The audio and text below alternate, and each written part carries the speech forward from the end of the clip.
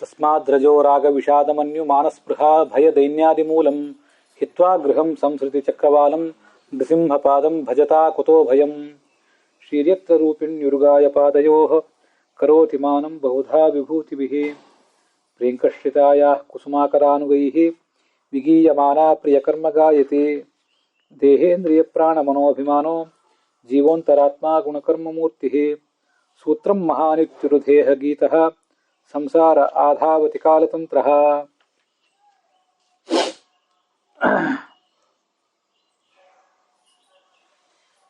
ತುಂಗಾಯಾಃ ದೇವನದ್ಯಾಃ ಪಾವನೆ ತೀರೆ ಭಗವತಃ ತೇಜಸ್ತೇಜಸಃ ವಜ್ರನಖಸ್ಯ ವಜ್ರದಂಷ್ಟ್ರಸ್ಯ ಕರ್ಮಾಶಯಾನ್ ರಂಧಯತಃ ಅಭಯರೂಪಸ್ಯ ನರಸಿಂಹಸ್ಯ ಏವಂ ಭಗವತಃ ಉತ್ತಮಶ್ಲೋಕಸ್ಯ ಆರ್ಯಲಕ್ಷಣಶೀಲವೃತಸ್ಯ ಉಪಶ್ರಿತಾತ್ಮನಃ ಉಪಾಸಿತಲೋಕಸ್ಯ ಸಾಧುವಾದ ನಿಕರ್ಷಣಸ್ಯ ಬ್ರಹ್ಮಣ್ಯದೇವಸ್ಯ ಮಹಾಪುರುಷಸ್ಯ ಮಹಾರಾಜಸ್ಯ ರಾಮಸ್ಯ ಸನ್ನಿಧೌ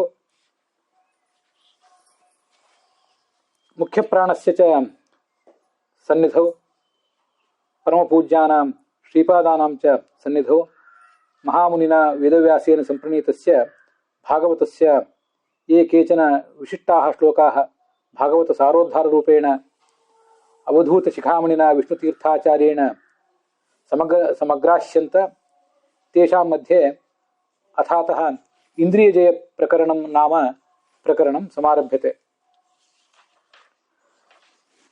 ಭಾಗವತ ಸಾರೋದ್ಧಾರದಲ್ಲಿ ಇಂದ್ರಿಯ ಜಯ ಪ್ರಕರಣ ಅಂತನ್ನೋದನ್ನ ನಾವೀಗ ನೋಡಬೇಕಾಗಿದೆ.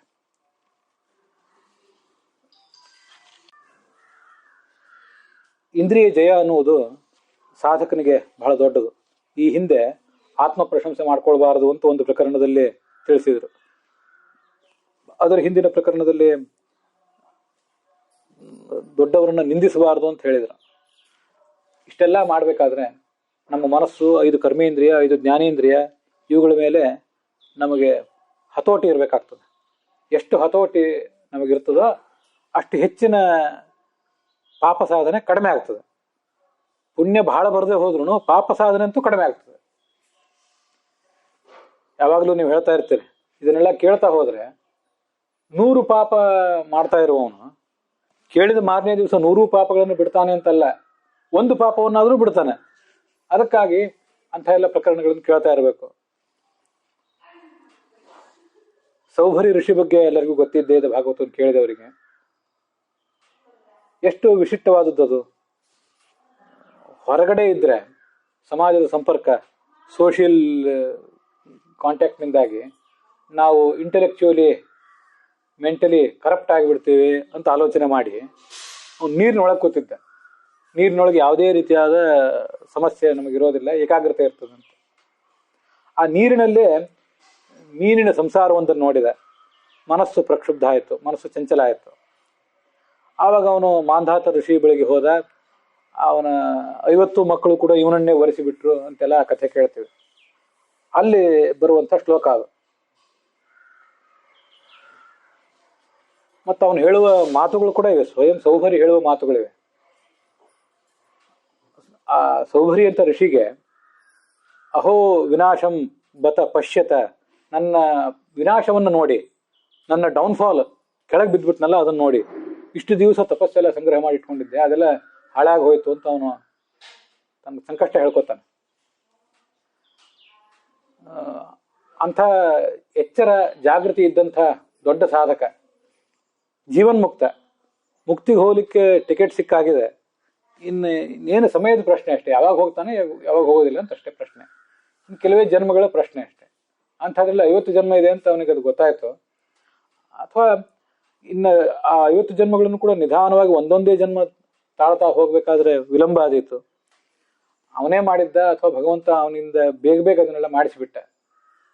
ಬೇಗ ಬೇಗ ಮಾಡಿಸಿ ಒಂದೇ ಜನ್ಮದಲ್ಲಿ 50 ಜನ್ಮದ ಸುಖ ದುಃಖ ಇದನ್ನೆಲ್ಲ ಉಂಡು ಇನ್ನೂ 50 ಸಂಸಾರದ ಜನ್ಮಗಳನ್ನ ಸಾಂಸಾರಿಕ ಸುಖವನ್ನು ಅನುಭವಿಸುವ ಯೋಗ ಇದೆ ಅಂತ ಗೊತ್ತಾದಾಗ ಅದನ್ನ ತೀರಿಸ್ಕೊಂಡ್ಬಿಟ್ಟ. ಹೀಗೆ ಅಂತ ದೊಡ್ಡ ಸಾಧಕರಿಗೆ ಸಾಧನೆಯಲ್ಲಿ ತುಂಬಾ ಬೇಗ ಮುಂದೆ ಹೋಗ್ಲಿಕ್ಕೆ ಬೇಕಾದಂತಹ ಅನುಕೂಲಗಳನ್ನು ಭಗವಂತ ಮಾಡಿಕೊಡ್ತಾನೆ. ಅದಕ್ಕೆ ನಾನು ಅದನ್ನ ಯಾವಾಗಲೂ ಹೇಳ್ತಿರ್ತೀನಿ, ಈ ಜೀವನ ಅದೊಂದು ಹಾವು ಏಣಿ ಆಟ ಇದ್ದ ಹಾಗೆ. ಯಾವುದೋ ಒಂದು ದೊಡ್ಡ ಹಾವು ಕಚ್ಚಿ ಕೆಳಗೆ ಬೀಳ್ತೇವೆ. ಆದರೆ ಅಂಥ ದೊಡ್ಡ ಯೋಗ್ಯತೆ ಇದ್ದವರಿಗೆ ಇದ್ದಕ್ಕಿದ್ದಂತೆ ಒಂದು ದೊಡ್ಡ ಏಣಿನೂ ಸಿಕ್ಕಿಬಿಡ್ತದೆ. ನಮ್ಮಂತೆ ಎಲ್ಲಾ ಸ್ಟೆಪ್ಗಳನ್ನು ಅವ್ರು ಹಾದು ಹೋಗ್ಬೇಕಾಗಿಲ್ಲ. ಯಾಕೆಂದ್ರೆ ಆ ಸ್ಟೆಪ್ಗಳನ್ನೆಲ್ಲ ಹಾದೇ ಇಲ್ಲಿಗೆ ಬಂದಿರ್ತಾರೆ. ಅವರು ಇದ್ದಕ್ಕಿದ್ದಂತೆ ಮೇಲೆ ಹೋಗ್ಬಿಡ್ತಾರೆ. ಆ ಥರದೊಂದು ಸಾಧನೆ ಅವನಿಂದ ಆಯ್ತು. ಆದ್ರೆ ಅವರಿಗೆ ಏಳು ಬೀಳು ಅವ್ರ ಜೀವನದಲ್ಲೂ ಇದೆ. ಆದ್ರೆ ಬೀಳು ಅವರಿಗೆ ತಾತ್ಕಾಲಿಕ, ಹೇಳ್ತಾ ಇರ್ತಾರೆ ಮೇಲಿಂದ ಮೇಲೆ ಅವರು. ನಾವು ಬಿದ್ದಿರೋದೇ ಹೆಚ್ಚು, ಏಳುವುದೇ ಕಡಿಮೆ. ಮತ್ತೆ ಅವರಿಗಿರುವಂತಹ ಅನುಕೂಲಗಳೆಲ್ಲ ನಮಗಿರೋದಿಲ್ಲ. ಆದ್ರೂ ಕೂಡ ಅಂಥದ್ದೊಂದನ್ನ ನಾವು ಈ ಸಂದರ್ಭದಲ್ಲಿ ನೋಡ್ಕೊಳ್ಬೇಕು.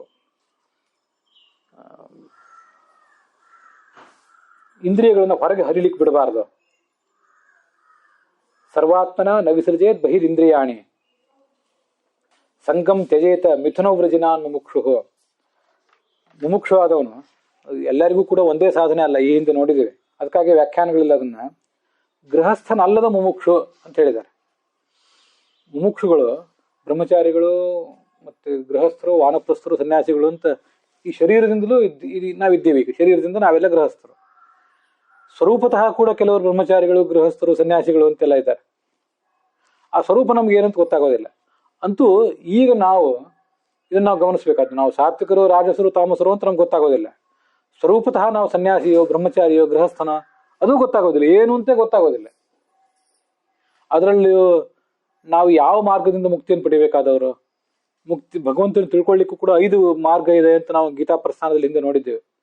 ಕೇವಲ ತಿಳ್ಕೊಳ್ಳೋದು ಕೆಲವರದು, ಶಾಸ್ತ್ರದ ಮೂಲಕ ಗುರುಗಳ ಸನ್ನಿಧಾನದಲ್ಲಿ ತಿಳ್ಕೊಳ್ಳೋದು ಕೆಲವರು, ತಾವು ತಿಳ್ಕೊಂಡು ಇನ್ನೊಬ್ರಿಗೆ ಪಾಠ ಹೇಳೋದು ಕೆಲವರು, ವ್ಯಾಖ್ಯಾನಗಳಿರ್ತವೆ, ವ್ಯಾಖ್ಯಾನ ನೋಡಿ ಮತ್ತೊಬ್ರಿಗೆ ಪಾಠ ಹೇಳಿದ್ರೆ ಅದೇ ಕೆಲವ್ರ ಸಾಧನೆ.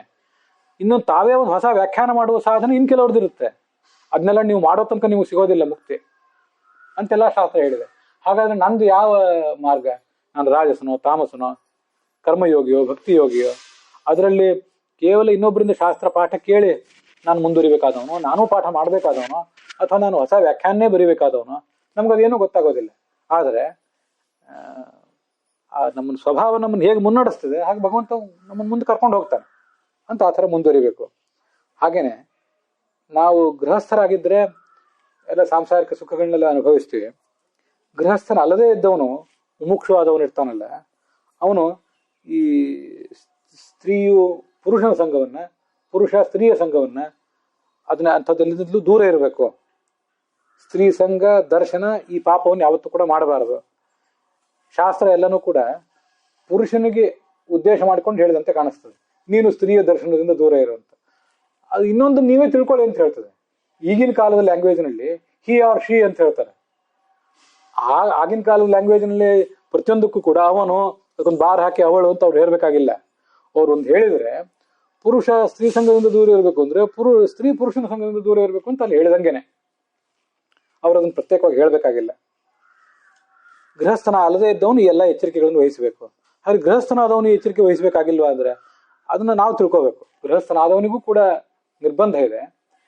ಒಟ್ಟಾರೆ ಅವನು ಬ್ರಹ್ಮಚಾರಿಯೇ ಆಗಿರ್ಲಿ, ಗೃಹಸ್ಥ ಆಗಿರ್ಲಿ, ಸನ್ಯಾಸಿಯೇ ಆಗಿರ್ಲಿ, ಈ ಎಲ್ಲ ಪಾಪಗಳಿಂದ ದೂರ ಇರಬೇಕು ಅಂತ ಹೇಳ್ತಾರೆ. ಅಲ್ಲಿ ಮುಂದೆ 11ನೇ ಸ್ಕಂದದಲ್ಲಿ ಬರುವಂತ ಕೃಷ್ಣನ ಮಾತುಗಳನ್ನ ವಿಷ್ಣು ತೀರ್ಥರು ವ್ಯಾಖ್ಯಾನದಲ್ಲಿ ಹೇಳ್ತಾರೆ. ನಾನು ಅಗ್ನಿ ಪ್ರಮದಾನಾಮ ಘೃತ ಕುಂಭ ಪುಮಾನ್ಯತಃ ಸುತಾಮಪಿ ರಹೋಜಹ್ಯಾತ್ ಅನ್ಯಥಾ ಯಾವದರ್ಥಕೃತ. ಸ್ತ್ರೀ ಅಂದ್ರೆ ಅದು ಬೆಂಕಿಯ ಕುಂಡ, ಮತ್ತೆ ಪುರುಷ ಏನಿದ್ದಾನಲ್ಲ ತುಪ್ಪ ತುಂಬಿದ ಕೊಡ. ನನ್ನ ಮಗಳೇ ಆದ್ರೂ ಕೂಡ ಒಂದು ವಯಸ್ಸಿನ ನಂತರ ಅವಳನ್ನು ಹೇಗೆ ಉಚಿತವಾಗಿ ಮಾತಾಡಿಸ್ಬೇಕು ಹಾಗೆ ಮಾತಾಡಿಸ್ಬೇಕು, ಹೇಗೆ ಅವಳ ಜೊತೆ ವ್ಯವಹರಿಸ್ಬೇಕು ಹಾಗೆ ವ್ಯವಹರಿಸ್ಬೇಕು. ಹಾಗಾಗಿ ಮಗಳನ್ನು ಕೂಡ ಒಂದು ವಯಸ್ಸಿನ ನಂತರ ಅವಳ ಜೊತೆ ಹೇಗೆ ನಡ್ಕೋಬೇಕು ಹಾಗೆ ನಡ್ಕೋಬೇಕು. ಇಲ್ಲಿ ಸ್ತ್ರೀಯನ್ನು ಅಗ್ನಿಕುಂಡ ಅಂತ ಹೇಳಿದರು, ಪುರುಷನನ್ನ ಘೃತಕುಂಭ ಅಂತ ಹೇಳಿದರು. ಮತ್ತೊಂದು ಕಡೆ ಸುಭಾಷಿತದಲ್ಲಿದೆ ಪುರುಷನೇ ಅಗ್ನಿಕುಂಡ, ಸ್ತ್ರೀ ಘೃತಕುಂಭ ಅಂತನೂ ಇದೆ. ಎರಡನ್ನೂ ತಿಳ್ಕೋಬೇಕು. ನಾವು ಅದನ್ನ ಅಪ್ಲೈ ಮಾಡ್ಕೋಬೇಕಾಗ್ತದೆ. ಒಬ್ರಿಗೆ ಹೇಳಿದ್ದನ್ನು ಇನ್ನೊಬ್ರು ತಿಳ್ಕೋಬೇಕು. ಆದ್ರಿಂದಲೇ ಮಾತ್ರ ಸ್ವಸ್ರ ದುಹಿತ್ರಾವ ನೈಜೈಕಾಸನಗೋ ಭವೇತ್ ಬಲವಾನ್ ಇಂದ್ರಿಯ ಗ್ರಾಮ ವಿದ್ವಾಂಸಮಪಿ ಕರ್ಷತಿ. ತಾಯಿ, ಸಹೋದರಿ, ಮಗಳು, ಅವಳು ಯಾರೇ ಇರಲಿ ಒಂದು ಆಸನದಲ್ಲಿ ಅವಳ ಜೊತೆ ಕುತ್ಕೋಬಾರ್ದು. ಯಾವತ್ತೂ ಕೂಡ ಒಂದು ಸೇಫ್ ಡಿಸ್ಟೆನ್ಸ್ ಮೇಂಟೈನ್ ಮಾಡಲೇಬೇಕು. ಇದೆಲ್ಲ ನಮಗೆ ಭ್ರಮೆ ಏನಿದೆ ಅಂದರೆ ಇದು ಸೋಷಿಯಲ್ ಆಗಿರ್ಬೇಕ್ರಿ ಮನುಷ್ಯ. ಅಂತ ಸೋಷಿಯಲ್ ಆಗಿ ಇರ್ಲಿಕ್ಕೆ ಹೋಗಿ ಅದು ನಮ್ಮ ಜೀವಮಾನದಲ್ಲಿ ಇನ್ನು ಕೆಲವು ವರ್ಷದ ನಂತರ ಏನು ಪರಿಣಾಮ ಬೀರ್ತದೆ? ನಾವು ಇವತ್ತು ಒಂದು ಹೆಜ್ಜೆ ಹೊರಗಿಟ್ಟಿದ್ರಿಂದ ಇನ್ನು 100 ವರ್ಷದ ನಂತರ ಒಂದು ಪರಿಣಾಮ ಏನಾಗ್ತದೆ ಅನ್ನೋದು ನಮ್ಗೆ ತಿಳ್ಕೊಳ್ಳಿಕ್ಕಾಗೋದಿಲ್ಲ. ನಮ್ಮ ಕಾಂಪೌಂಡಿಗೆ ಧಕ್ಕೆ ಬಂತು ಅಂತ ಮನುಷ್ಯ ಎಚ್ಚರ ತಪ್ಪಿ ಕೂತ್ಕೋಬಾರ್ದು. ಕಾಂಪೌಂಡು ಗರ್ಭಗುಡಿ ಅಲ್ಲದೆ ಇರ್ಬೋದು, ಕಾಂಪೌಂಡ್ ಕುಸಿದು ಬಿದ್ದಾಗ ಒಳಗಿನ ಗರ್ಭಗುಡಿಗೆ ಯಾವಾಗ ಧಕ್ಕೆ ಬರ್ತದೋ ಹೇಳಲಿಕ್ಕೆ ಬರಲ್ಲ. ಆದ್ರಿಂದ 7 ಪ್ರಾಕಾರಗಳು 10 ಪ್ರಾಕಾರಗಳೆಲ್ಲ ಇರಲೇಬೇಕು. ಯಾವುದು ಒಂದಕ್ಕೆ ಧಕ್ಕೆ ಬಂದ್ರೂ ಅದನ್ನ ಮತ್ತೆ ಪ್ರಯತ್ನಪೂರ್ವಕವಾಗಿ ಗೋಡೆಯನ್ನು ಬಲಪಡಿಸ್ಬೇಕು. 5 ಅಡಿ ಗೋಡೆ ಕಟ್ಟಿದ್ರಿ ಕುಸಿತು ಅಂದ್ರೆ ಅದನ್ನ 10 ಅಡಿ ಕಟ್ಟಬೇಕು. ಮತ್ತೆ ಆ ಎಲ್ಲ ಶಾಸ್ತ್ರದಲ್ಲಿ ದರ್ಶನ, ಸ್ಪರ್ಶನ, ಪರಸ್ಪರ ಮಾತಾಡುವಿಕೆ ಅಂತೆಲ್ಲ ಏನು ಹೇಳಿದ್ದಾರೆ, ಅದು ಎಲ್ಲದ್ರ ಬಗ್ಗೆನೂ ತುಂಬಾ ಎಚ್ಚರದಿಂದ ಇರಬೇಕು ಸಾಧಕ. ಕಾಲಕ್ಕೆ ತಕ್ಕಂತೆ ಹೀಗೆ ಬದಲಾವಣೆ ಮಾಡ್ಕೋಬೇಕು, ಅದನ್ನ ಬದಲಾವಣೆ ಮಾಡ್ಕೋಬೇಕು ಅಲ್ಲ. ಯಾವಾಗ ಯಾವ ಗಂಡಸಿನಿಂದ ಯಾವ ಸ್ತ್ರೀಗೆ, ಯಾವ ಸ್ತ್ರೀಯಿಂದ ಯಾವ ಗಂಡಸನಿಗೆ ಯಾವ ಕಾಲದಲ್ಲಿ ಏನು ತೊಂದರೆ ಬರ್ತದೆ ಹೇಳಲಿಕ್ಕೆ ಬರಲ್ಲ. ಆದ್ರಿಂದ ವಿಶೇಷತಃ ಈಗಿನ ಕಲಿಯುಗ ಕಾಲದಲ್ಲಿ ಸಾಧಕನಾದವನು ಆ ಎಚ್ಚರಿಕೆಯನ್ನು ಯಾವತ್ತೂ ಕೂಡ ವಹಿಸಲೇಬೇಕು. ಅದನ್ನ ಸಾಧಕ ಈ ಶಾಸ್ತ್ರ ಅದಕ್ಕಷ್ಟು ಒತ್ತು ಕೊಡ್ತಾ ಇದೆ. ಹೀಗೆ ನಮ್ಮ ಇಂದ್ರಿಯಗಳು ತುಂಬ ಬಲಿಷ್ಠವಾದದ್ದು. ಅದು ದೊಡ್ಡ ದೊಡ್ಡ ವಿದ್ವಾಂಸರನ್ನು ಕೂಡ ಸೆಳೆದು ಹಾಕಿಬಿಡ್ತದೆ. ಬಹಳ ಎಚ್ಚರಿಕೆಯಿಂದ ಇರಬೇಕು. ಅದು 138ನೇ ಶ್ಲೋಕ, ಹಿಂದೆ ನಾವು ನೋಡಿ ಶ್ಲೋಕದ ಸಾರಾಂಶ. 139ನೇ ಶ್ಲೋಕ ಹೀಗೆ ಹೇಳ್ತದೆ. ಇದು ತುಂಬ ವಿಚಿತ್ರವಾಗಿದೆ. ಇದು ಕಂಸ ತನ್ನ ಮಂತ್ರಿಗಳಿಗೆ ಹೇಳೋ ಶ್ಲೋಕ. ನಾವೇನೋ ಅಲ್ಲಿ ಇಂದ್ರಿಯ ನಿಗ್ರಹದ ಬಗ್ಗೆ ಇದೆ. ನಮ್ಗೆ ನೋಡಿದವ್ರಿಗೆ ಏನು ಅನಿಸ್ತದೆ ಅಂದರೆ as a devil quoting the Bible ಅಂತ. ಇದೇನು ಭೂತದ ಬಾಯಲ್ಲಿ ಬೈಬಲ್ ಬರ್ತಾ ಇದೆಯಲ್ಲ ಅಂತ. ಕಂಸ ಇಂದ್ರಿಯ ನಿಗ್ರಹದ ಬಗ್ಗೆ ಹೇಳೋದೇನಿದೆ, ಇಂದ್ರಿಯ ನಿಗ್ರಹದ ಮಹತ್ವದ ಬಗ್ಗೆ ಅವನು ಕೂಡ ಅಲ್ಲಿ ಕೇಳಿದ್ದ ಸ್ವಲ್ಪ. ಅವನು ತಂದೊಂದು ಯಾವುದೋ ಬೇರೆ ಕೆಲಸ ಮಾಡ್ಕೋಬೇಕಾಗಿದೆ.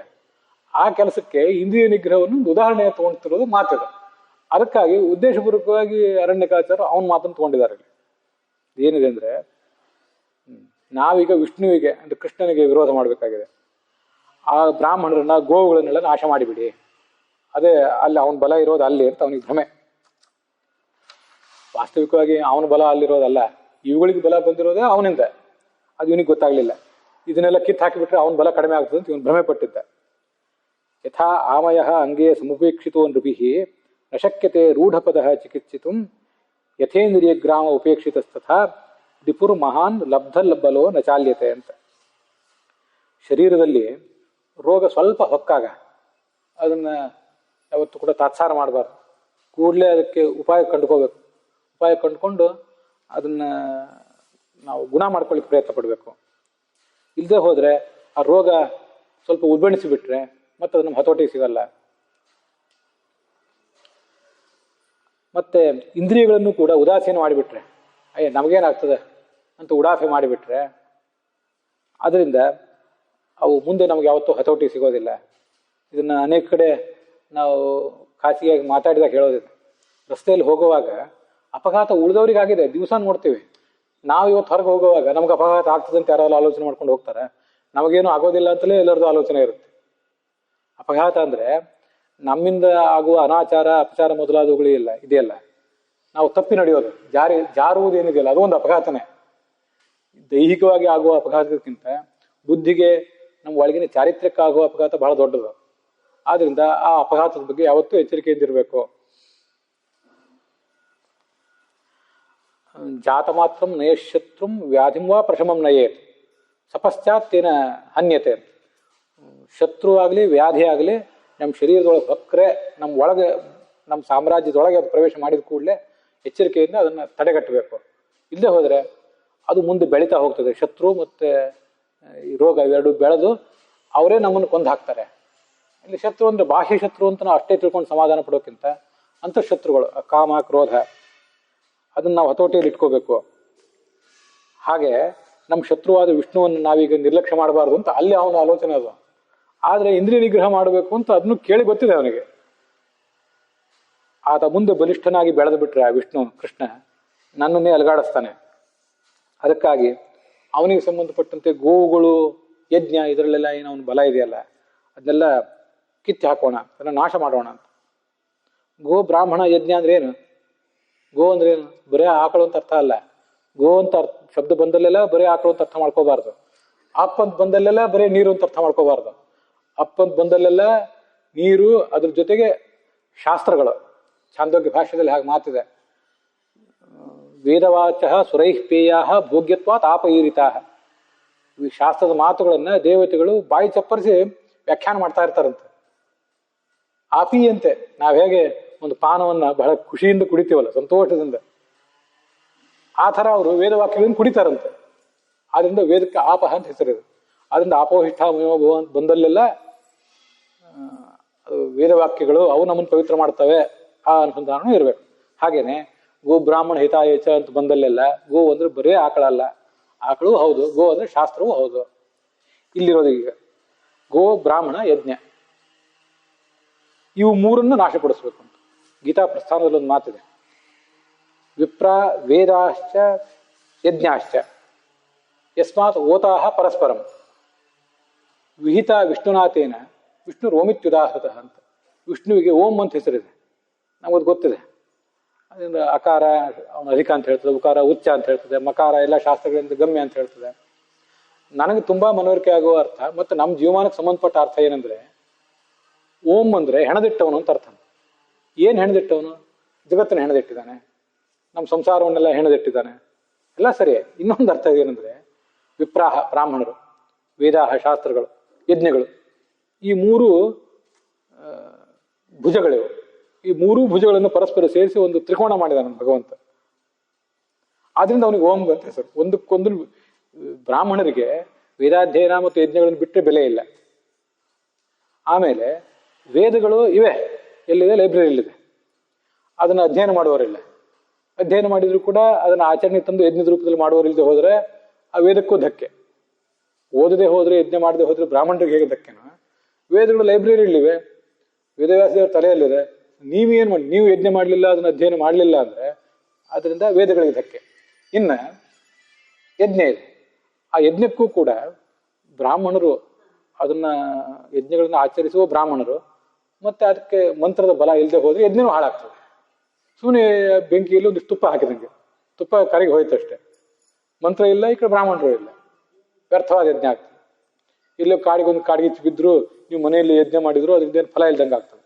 ಅಂತೂ ಮೂರು ಭುಜಗಳು, ವಿಪ್ರ, ವೇದ ಮತ್ತು ಯಜ್ಞ, ಈ ಮೂರು ಭುಜಗಳನ್ನು ಪರಸ್ಪರ ಜೋಡಿಸಿಟ್ಟಿದ್ದಾನೆ. ಒಂದನ್ನೇನಾದ್ರೂ ಕಿತ್ತಿದ್ರೆ ತ್ರಿಕೋಣ ಆಗೋದಿಲ್ಲ. ಒಂದು ಭುಜ ಇಲ್ಲದೆ ಇದ್ರೆ ತ್ರಿಕೋಣದ ಸ್ವರೂಪಕ್ಕೆ ಧಕ್ಕೆ ಬಂತು. ಆದ್ರಿಂದ ಭಗವಂತ ಓಂ ಅಂತ. ಸರಿಯಾ?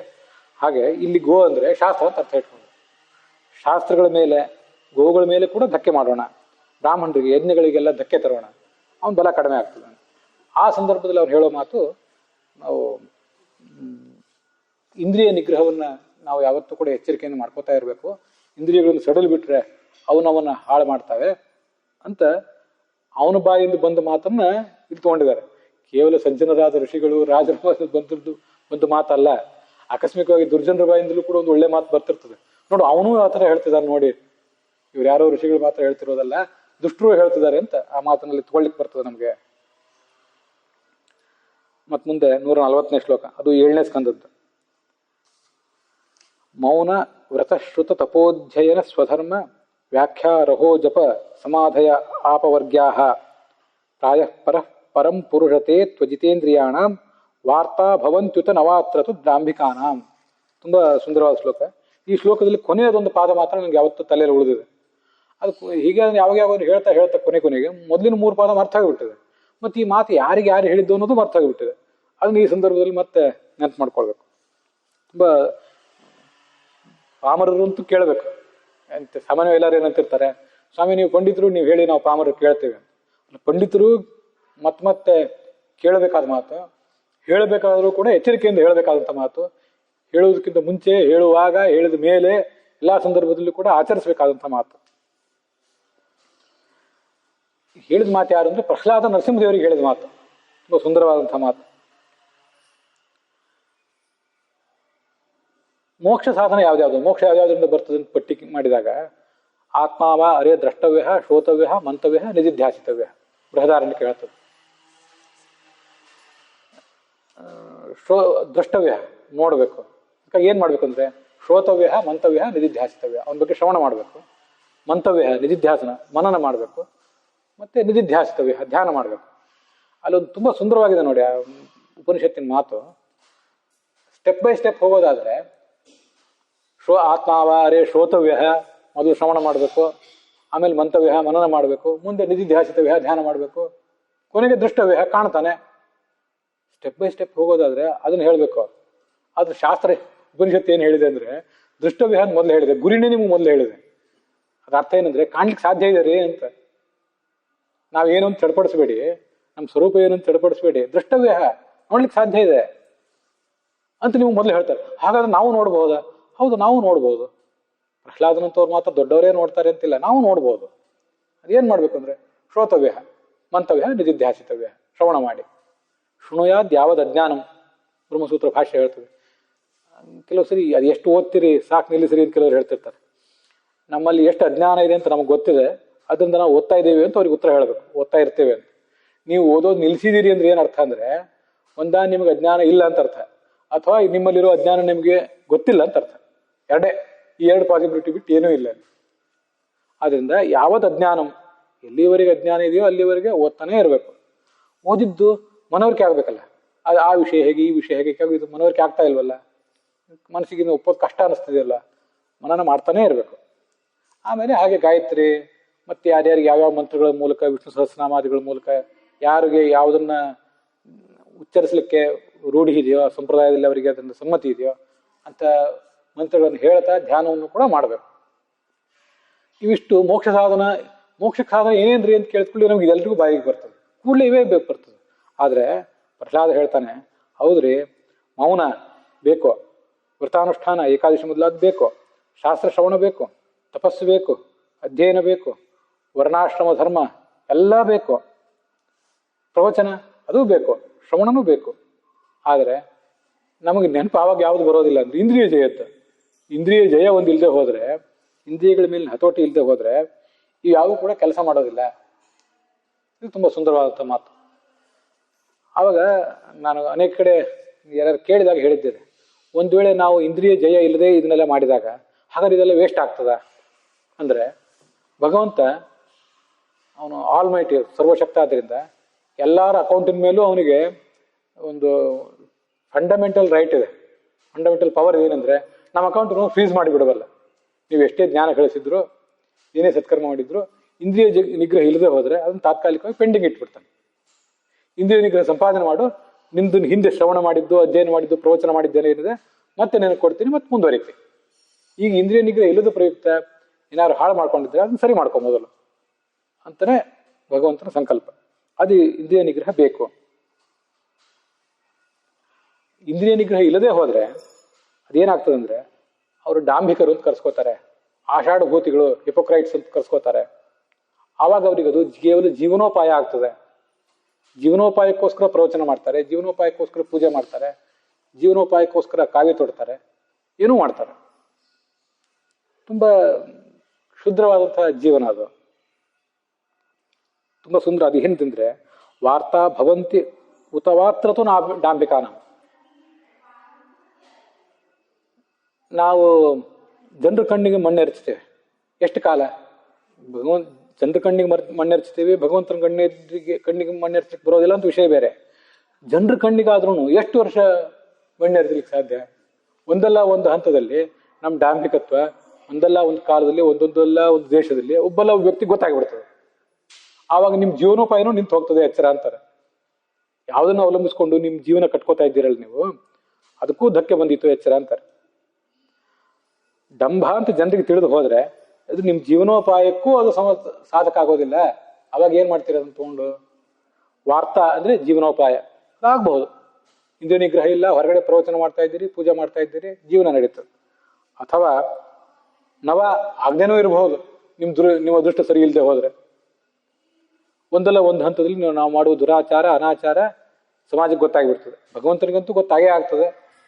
ಅವನದನ್ನ ಹಾಗೆ ನಿಮ್ಮ ಅಕೌಂಟನ್ನು ಫ್ರೀಸ್ ಮಾಡಿ ಇಟ್ಟಿರ್ತಾನೆ, ಪೆಂಡಿಂಗ್ ಮಾಡಿ ಇಟ್ಟಿರ್ತಾನೆ. ಎಲ್ಲಾನು ಸರಿದಾರಿಗೆ ಬಂದ್ರೆ ಮತ್ತೆ ಕೊಡ್ತಾನೆ. ತಂದೆ ಆದ ಒಂದು ಮಗನಿಗೆ ಏನೋ ದುಡ್ಡು ಕೊಟ್ಟಿರ್ತಾನೆ, ಮಗ ಸ್ವಲ್ಪ ಸರಿಯಾಗಿ ಉಪಯೋಗ ಮಾಡಿಲ್ಲ ಅಂತ ಕಂಡಾಗ ಆ ದುಡ್ಡೆಲ್ಲ ಕಸ್ಕೊಂಡು ಸರಿದಾರಿಗೆ ಬಾ, ಆಮೇಲೆ ಮತ್ತೆ ನಿನ್ ದುಡ್ಡು ನಿನಗೆ ಕೊಡ್ತೀನಿ ಅಂತಾನೆ. ನಿಂದೆ ಎಲ್ಲಿಗೂ ಹೋಗೋದಿಲ್ಲ ಅದು, ಆದ್ರೆ ಆಮೇಲೆ ಕೊಡ್ತೀನಿ ಅಂತ. ಅದರಿಂದ ಇಂದ್ರಿಯ ನಿಗ್ರಹ ಬಹಳ ಅವಶ್ಯಕ.